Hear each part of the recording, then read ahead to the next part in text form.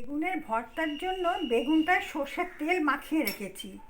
তারপরে এরমভাবে করে করে রসুনের কোয়াটার খোসা ছাড়িয়ে এরমভাবে গেঁথে দিয়েছি।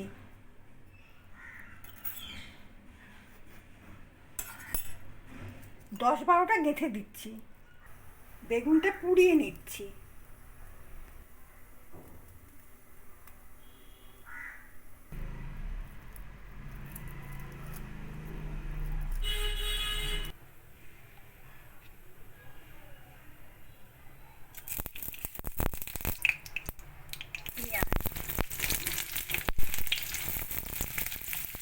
কাঁচা লঙ্কা ঘিয়ের মধ্যে দিয়ে দিলাম।